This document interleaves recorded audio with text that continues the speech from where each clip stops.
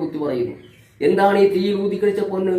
പ്രിയപ്പെട്ടവരെ, അപ്പോസ്തലന്മാരുടെ ഉപദേശത്തിനാണ് വ്യക്തമായി പറയുന്നത് തീയിൽ ഊതിക്കഴിച്ച പൊന്നെന്ന് പറയും. ആ ഉപദേശത്തിലേക്ക് മടങ്ങി വരണമെന്നാണ് വെളിപ്പാട് പുസ്തകത്തിൽ. ഒന്ന് വ്യക്തമായിട്ട് നമ്മൾ മനസ്സിലാക്കണം. യോഹന്നാൻ അപ്പോസ്തലനെ കൊല്ലുവാനായിട്ട് തിളച്ചെണ്ണയിൽ മുക്കിയതാ, പക്ഷേ മരിച്ചില്ല. കാരണം മരിക്കാനുള്ള സമയമായില്ല. അതുകൊണ്ട് അദ്ദേഹത്തെ നാടുകടത്തി പത്മോദ്വീപിൽ നാടുകടത്തി അവിടെ കിടക്കുമ്പോഴാണ് കത്തു ദിവസത്തിൽ ആത്മാവിലായത്. അങ്ങനെ ആത്മാവിൽ കൊണ്ടുപോയി സ്വർഗത്ത് കൊണ്ടുപോയി എല്ലാ കാര്യങ്ങളും കാണിക്കുകയും അവിടെ എഴുതാൻ പറഞ്ഞിരിക്കുന്ന കാര്യങ്ങളെല്ലാം പറഞ്ഞ് എഴുതിക്കുകയാണ് ചെയ്തത്.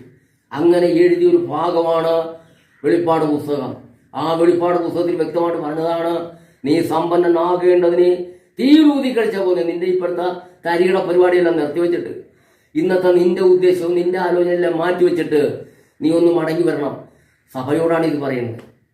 അത് യോഹന്നാൻ അപ്പോസ്തലനോട് വ്യക്തമായിട്ട് പറഞ്ഞ് കാണിച്ചു കൊടുത്തിട്ട് എഴുതി വെച്ചിരിക്കുന്ന കാര്യമാണ്. മടങ്ങി എങ്ങോട്ടാണ് വരേണ്ടത്? തീയിലൂതി കഴിച്ച പൊന്ന്. എന്താണ് തീയിലൂതി കഴിച്ച പൊന്ന്? അപ്പോസ്തലന്മാരുടെ ഉപദേശമാണ്. അതുകൊണ്ട് പ്രിയപ്പെട്ടവരെ, ആ വെളിപ്പാട് പുസ്തകം അവസാന പുസ്തകവും അതിനു വേണ്ടി തന്നെ നമുക്ക് വേണ്ടി എഴുതി വെച്ചിരിക്കുന്നു. ഇത് ആരും മനസ്സിലാക്കുന്നില്ല. ഇന്ന് നമ്മളിപ്പോൾ ഒരു പോക്കാണ് പോകുന്നത്. എങ്ങോട്ടാ പോകുന്നത്? എല്ലാ ബൈബിൾ കോളേജുകളിലും ഒരേ രീതിയിൽ തന്നെ പഠിപ്പിക്കുന്നു.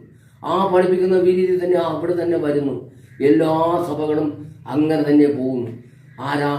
ആരാണിത് നോക്കുന്നത്? വചനമായിട്ട് നോക്കാൻ ആരുണ്ട്? ആരുമില്ല.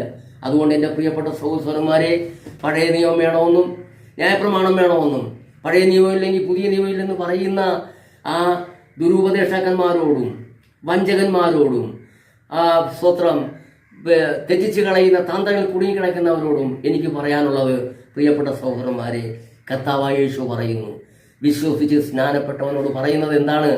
ഞാൻ നിങ്ങളോട് കൽപ്പിച്ചതൊക്കെയും പ്രമാണിക്കുവാൻ തക്കവണ്ണം ഉപദേശിച്ചുകൊണ്ട് സകല ജാതികളെയും ശിഷ്യരാക്കിക്കൊള്ളും.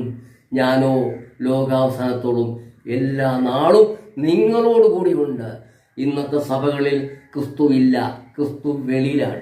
ഇപ്പോൾ ക്രിസ്തു വെളിയിൽ കിടന്നുകൊണ്ട് പറയാണ്, സഭയുടെ വാദിക്കൽ എന്ന് പറയാണ്, വാദിക്കൽ മുട്ടിക്കൊണ്ട് പറയാണ്, ആരെങ്കിലും എൻ്റെ വാക്ക് കേട്ട് വാതിൽ തുറന്നാൽ ഞാൻ അവനോടും അവൻ എന്നോടും കൂടി അത്താഴം കഴിക്കുമെന്ന്. പ്രിയപ്പെട്ട സൗരന്മാരെ, ഇതൊക്കെ ഒന്ന് വായിച്ച് മനസ്സിലാക്കാൻ പാടില്ലേ? വെറുതെ എന്തിനാണ് ഈ പഴയ നിയമം വായിച്ച് അത് ജനങ്ങൾക്ക്, ഇന്ന് ജനിച്ചു വരുന്ന കുഞ്ഞുങ്ങൾക്ക് പോലും പറഞ്ഞു കൊടുക്കുന്നതാണ് ന്യായപ്രമാണമല്ല. അത് നമ്മളെ രക്ഷിക്കുമോ? ന്യായപ്രമാണം കൊണ്ട് ആരെങ്കിലും രക്ഷപ്പെട്ടിട്ടുണ്ടോ? ന്യായപ്രമാണം കൊണ്ട് ആരെങ്കിലും രക്ഷപ്പെട്ടിട്ടുണ്ടോ? പഴയ നിയമം വായിച്ച് ആരെങ്കിലും രക്ഷിക്കപ്പെട്ടിട്ടുണ്ടോ? പ്രിയപ്പെട്ടത്, നമുക്കൊരു പുതിയ നിയമം